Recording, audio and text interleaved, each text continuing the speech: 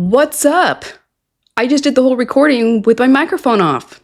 You are so dumb. You are really dumb. For real. Hello, my beautiful family, and welcome back to the channel. Today we're starting with Rayna, who happens to be spiraling. But first, have you guys seen this post on Instagram?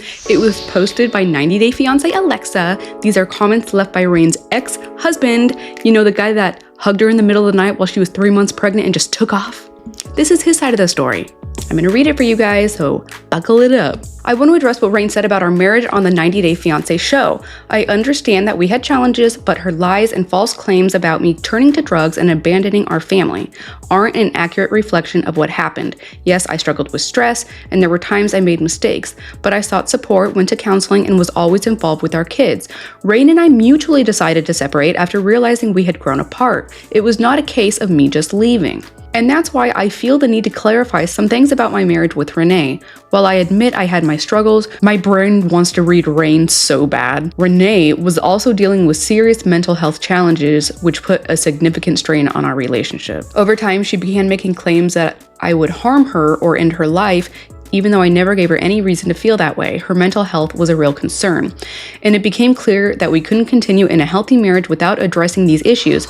I encouraged her to seek help, but unfortunately, we weren't able to make things work. I wish her nothing but healing and peace, but I felt it was necessary to share this part of the story to provide a fuller picture of what led to our separation. And he wants to remain anonymous as well. And again, that's by 90 Day Fiance Alexa, who always has hot tea on Instagram. Also on my clips, there is an audio delay, and I think I have fixed it, so I apologize for that. We broke up. It hurts me to death, but you can't be that stupid. Like, it's all been in front of your face. That poor cameraman was probably scared to death. So Rayne tells us that they broke up and she's mad at him for leading her on. Realized it must be a visa thing. He wasn't showing me anything else.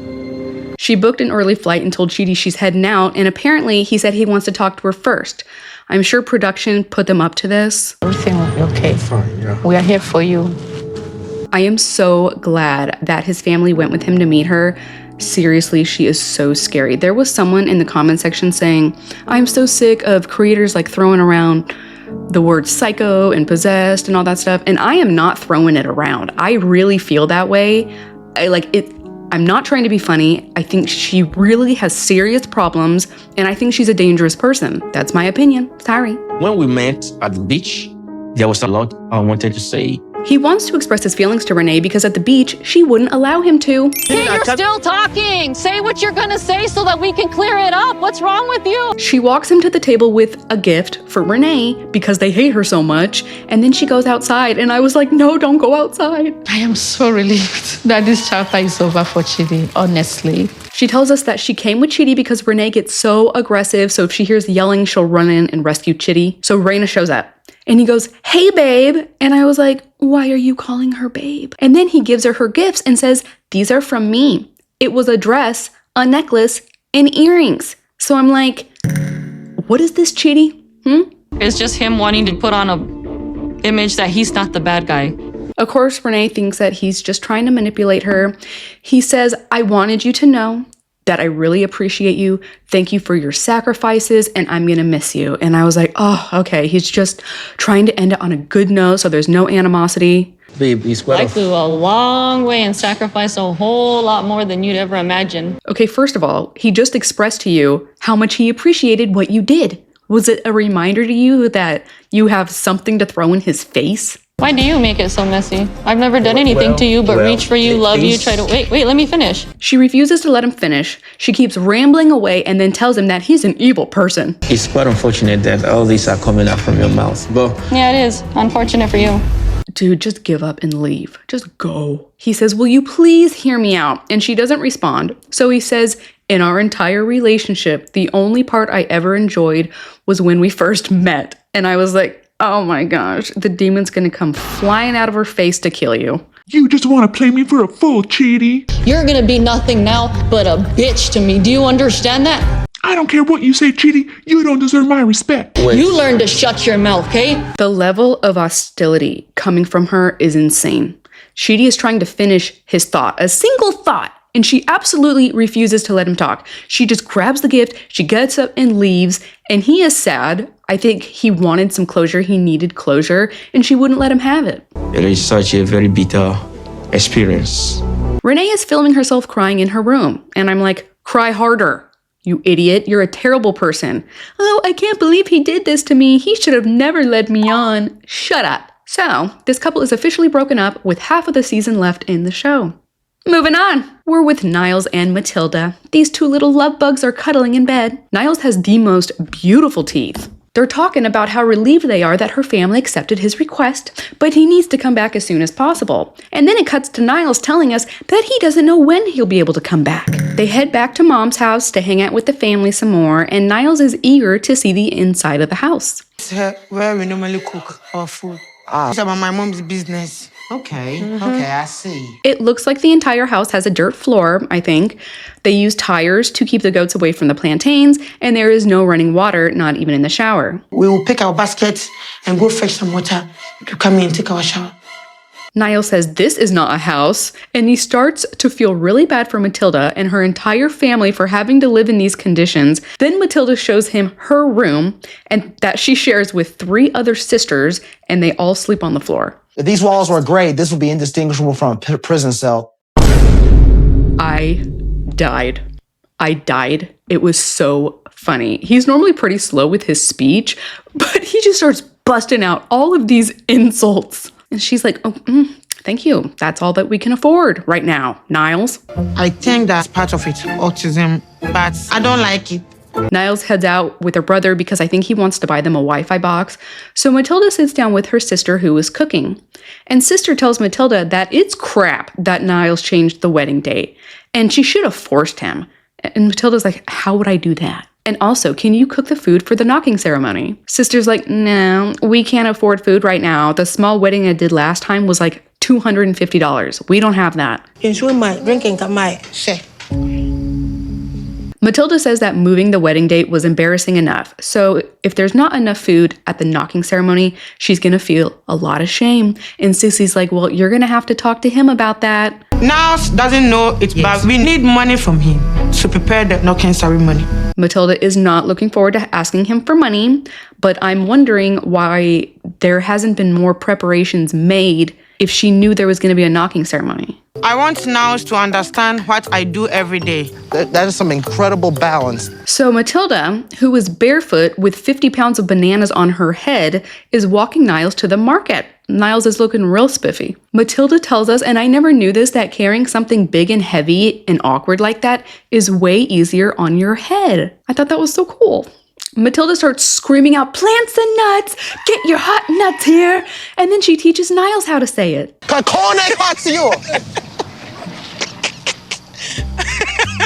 She's like, no, forget it. No one's gonna buy these nuts with you shouting at him like that. They're having a lot of fun goofing off, but Matilda tells us that she's still a little bit upset about how he was talking about her house. I'm sorry. If my mom was passing by, it could have hurt her. And I don't want that to happen. She says, is it because you have autism? And he tells us that he was afraid of this all along because his autism makes him brutally honest. But I remember in the last episode, Niles telling us that sometimes his autism prevents him from telling us the full truth. Sometimes I don't know when I go into a mode where I just don't tell the full truth. He's like, I don't know what to do. Telling the truth hurts people's feelings, but then if I mask and don't say the truth, then they tell me I'm lying. And she says, when you're with me, you tell me everything. But when we're at my mom's house, you need to rein it in.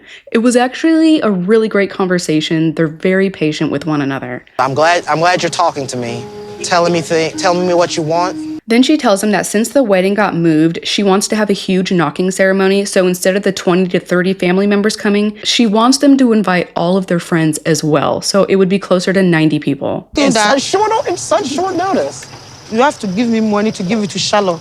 He's like, I'm not a money genie, but I'll see what I can scrape together by Saturday. And she's like, no. I need the money now. She has to go shopping. He's freaking out. He tells us the whole reason he wanted to postpone the wedding was because he couldn't afford it yet, which of course he hasn't told Matilda. Now it's later in the day and they meet up with one of her friends and her brother. It's like, as it is, I'm gonna have to tell her to reduce her guest list as it is. She starts cracking up and says, I am not reducing anything. Every time he pushes back a little bit, she shuts him down. Okay, so Matilda... Because we did not do the traditional one. So she won't even let him vocalize why he isn't okay with it. And maybe that's why he didn't tell her about canceling the wedding because he didn't feel like he even could. Then the brother tells Niles that his family must be at the knocking ceremony even if it's by Zoom because they are supposed to formally ask her family if he can marry her. The time we'll be doing the knocking, his mom will be sleeping that night. That's the problem. She went to bat for Niles for a second, and then she turns to him and says, they will wake up and they will watch us at the ceremony. I have explained to Matilda that my parents don't really support our relationship. His parents probably want nothing to do with this relationship. They've told him they believe she's scamming him, and Matilda seems to have like this blind faith that they'll just come around. You know, who do you think will represent as a father for this knocking? Niles says, why don't we ask Mr. Ark? They've become friends since Matilda got them in touch because, like Niles, he works with people who have disabilities. But Matilda is nervous about this idea. Mr. Ark is a little bit of a strange man, and he has been rude to me in the past. He says that he is a very traditional man, and if he refuses as well, they're going to be stuck. Moving on! Oh gosh, everyone get your earplugs. I'm so happy to be here with you, honey. There is no way that her voice is real. It is so nauseating. How could anyone put up with that? Baby, today I make you surprise. I always love your surprises. Their interaction is so weird too. Like they don't have any chemistry. I always love your surprises. Really? Yeah. Yeah. And what is going on with how they are editing this show lately? I've noticed this for a while, but when I was listening to Tigerlily, listen to how they stitched this audio together. This trip is for getting to know each other, working on our issues. You guys can hear that, right? Okay, so let's imagine, just for funsies, that it wasn't stitched together and it was real. She said that she is meeting up with her husband to get to know him better. Watching these two is getting really boring. I'm so excited, baby, to start to make a big family. No, baby. And this trip, baby. Do they have conversations? All I hear is, I love you, baby. I'm so happy, baby. I need to get my hair done, baby. where's the substance? He surprises her with a trip to the Grand Bazaar, which I've heard can be a pretty sketchy place. This is the best surprise to her because Tigerlily love a shop. She picks out a belt. I don't really know, it was all rolled up, and also it looks like a man's belt. Adnan pays for it after grinding the guy on the price. As they walk around, Tigerlily realizes there's lots of hills and steps, so she needs to buy some walking shoes. It's the exact wrong place to wear stiletto heels. Be careful, be careful. The producer asks her if she wishes she had worn gym shoes instead, and she's like, ew, who wears those? I'm not even at the gym. They go into a purse shop and she's like, oh my gosh, it's so hot. So she starts taking off her giant fur coat and he's like, no, your dress is too tight, baby. Tight, I hear. Baby, I'm really hot. She's like, what is wrong with my outfit? It's just Nicole and Mahmoud all over again. It's so old. It's so tired. And he says, this is an ugly place and I don't want the man looking at you. I don't want to be controlling, but I'm a man. I know more than her. Oh, hell no! He knows more than her because he's a guy. I am losing my mind, you guys, and we still have to talk about this moron. Tigerlily is getting really upset because she's super uncomfortable. She said she was so hot, it felt like she was going to faint, and it's starting to hurt her feelings that Adnan doesn't care about her feelings. They end up leaving because Adnan has something else to surprise her with. My feet hurt. Oh, Tigerlily is so tickled that Adnan is always trying to surprise her. But as they're out on the water, the city plays over a loudspeaker a call to prayer. So she uses this opportunity to ask Adnan again if he could clarify the rules and how they work. Can do whatever you want. No, but I can't. Adnan cannot handle being challenged or checked by her. It's easy, not hard. Okay, tell me, honey. He compares her to a plate of food sitting in the middle of the street, and she doesn't want strangers eating the food because it's his. She's like, oh my gosh, this is so confusing. Okay, what about doctors? Is it in your religion that I can't have a male doctor? And he goes, I don't like it. But if you need to see a doctor, that's okay. But your chiropractor is not a doctor. It's a doctor. He's not so doctor, chiropractor. Yes, he is. He's not the doctor. What did she see in him? He is so annoying. You can see he's getting really bent out of shape because he doesn't think he should have to explain anything to her. But she continues. It bothers me because there's just like this double standard there. Oh man, he's looking like he's ready to have another panic attack, and she's still going. I couldn't believe it. I totally thought she was gonna cave. You're not willing to change your swimwear. Do you not see that that's messed up? Oh, round of applause. Heck yes, Tigerlily. You even spoke at a regular pace that time. Baby, your mind is so small. Oh, so now I have a small mind. He's like, you want me to change everything. You just want me looking like a stupid idiot swimming with a t-shirt on. But don't you care about what I think and how I feel? She basically gives him an ultimatum and is like, are you gonna wear the shirt or no? And he says, yeah. And she's like, are you sure? And he's like, yeah. Telling her I will wear a shirt when I'm swimming to stop this conversation. I am Guy. I don't need to do it. And I'm not paraphrasing. He actually said that. He's like, everything good now? Are you mad about anything else? Tell Tigerlily, understand, husband has a final say. We won't be happy. Moving on, we're with Veah and Sunny's furry little caterpillar. Today he is taking her to meet her friends so they can go play cricket. And I'm like, why didn't you tell her that before so that she could change? Also, she looks very different in this interview compared to this interview. I definitely feel like this is a really good sign that Sunny wants me to meet his friends. They come walking up, and even though she didn't know they were going to play cricket, she knew they were meeting up with his guy friends and that they're all Muslim. So I thought her outfit was kind of inappropriate. They are really worried about me dating someone so different from my culture. This was the most awkward meeting I have seen on this season so far. She's just staring at the ground while the rest of them are staring at her. It was weird. And then Sunny reveals to us that all of his friends are Muslim just like he is. She's not a Muslim. It won't work like that. She have to be a Muslim. They begin playing cricket. I've never played it, but anything resembling baseball looks like a blast. A man that plays sports is kind of hot. Yeah. You saw my bum? Unfortunately, Veah is not very athletic, and despite everyone loosening up and having a good time, this guy does not want to see them get married. He tells her if she goes to meet his dad, she has to change and cover up all of her tattoos, and she's like, oh, don't worry, I want them to like me. If you're gonna get married him, don't you think you have to change your religion to be a Muslim? Veah's like, what? She looks at Sunny, and Sunny is, what is that? He's acting like this guy is his dad breaking the bad news to her. He's like, didn't Sunny tell you any of this before? He never said I had to be Muslim. Why did you never tell her? He says, because I wanted to focus on our relationship and not religion. And I'm like, what? And also, if Sunny is so passive about his faith, then why does this guy care? It's not his place to enforce the rules on her. Or maybe it is, I don't know. I feel completely blindsided by Ali telling me that I need to be Muslim to be with Sunny. She says he never told her that before, but he's also not arguing with Ali about it. So it looks like Sunny was also keeping a secret this entire time. She tells him straight up she doesn't want to be Muslim, especially because women don't have as many freedoms like leaving the house. And he goes, oh no, women can go wherever they want as long as their husband trusts them. Trust her. I'm trying. You know, we've been fighting a lot. Oh, I'm shocked about what? She brought her ex-boyfriend with her? And this guy is laughing like, why did you even come at all if you were going to bring your ex? Which is a good question, but also, it's none of his business. Veah doesn't have to explain anything to him. But listen to me, Sunny, if she gonna marry you, so you have a lot to fix.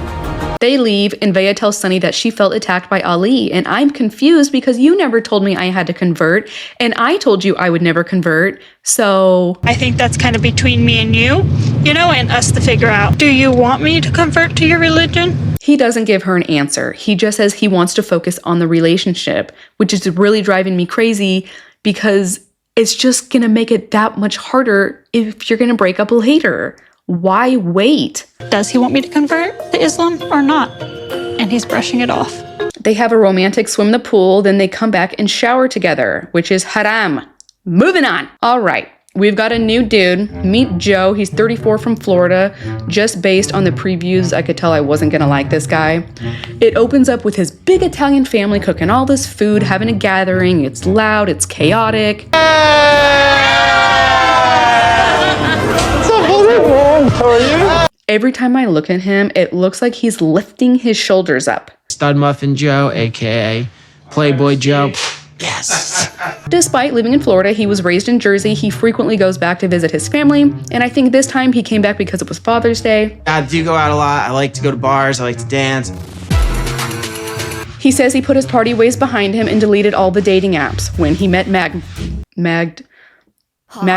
He was FaceTiming his friend, and in the back seat, he saw her and he was like, who is that girl? So we got her information and found out that she's from Poland. I don't want to say she's like perfect, but she kind of is. She has like an amazing body. We do everything together except for pooping. They've been talking for 5 months. She's 11 years younger than him, and she was a correctional officer but decided to quit because as soon as she gets to America, she wants to get married. His family is like, well, what is she going to do for work when she gets to America? And he says she wants to get pregnant right away.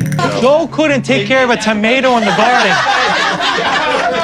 Magmar has been very direct with Joe. She told him she wants to get married right away, so she is expecting a proposal on this trip and has told him that she wants to try and get pregnant immediately. Is that not a red flag? She just wants to lock you down, Joe. I don't know. You better rethink this. I don't know if these two are sisters, but they're very concerned for him. They think everything about this sounds like she's scamming him, and on top of all that, he's been a clown party boy his whole life. I mean, at first they were so excited to hear that he had met someone, but now they're like, no, they're telling him no.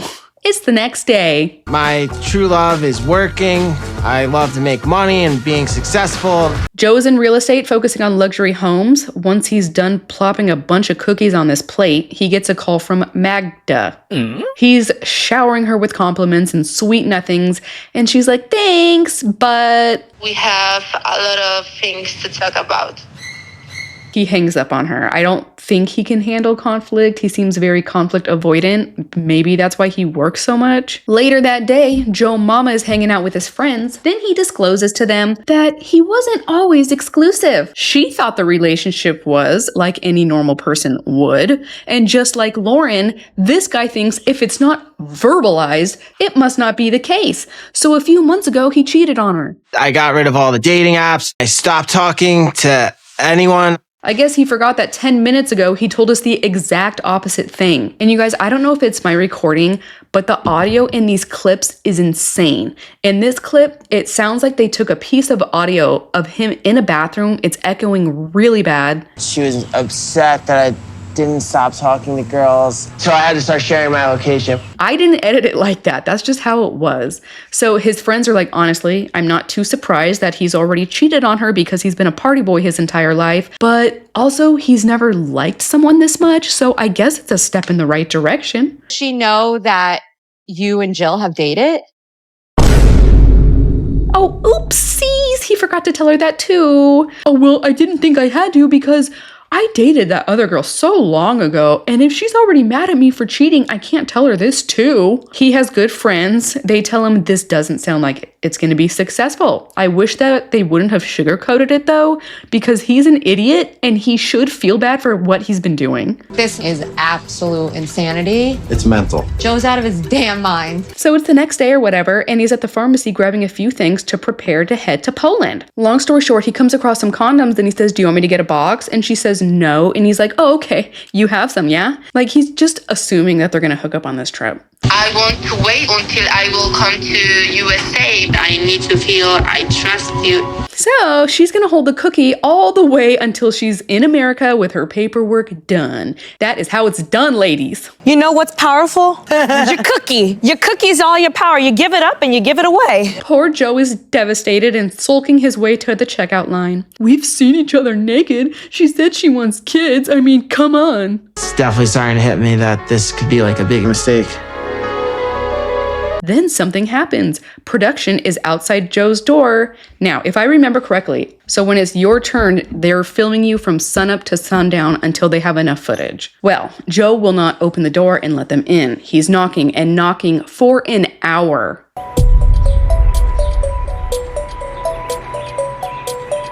It leaves us with a cliffhanger. Will he ever come out? Tune in next week to watch Ingrid tell Brian she's not his babysitter. Oh, let me guess, this really hurt your feelings. You know, Brian, she probably doesn't want to babysit you because she just hates people in wheelchairs. Vagine will bail out on Bozo, and I can't wait to see Rory and Sunny meeting up to play pool. What a great idea. Calm down. So why are you not telling him to go home right now? I'm not sending Rory home. To leave her alone. I'm excited to see that. But that is going to be it for me on this one. Thank you guys so much for watching till the end. Share this video with your friends. I love you guys, and I will see you in the next one. Bye!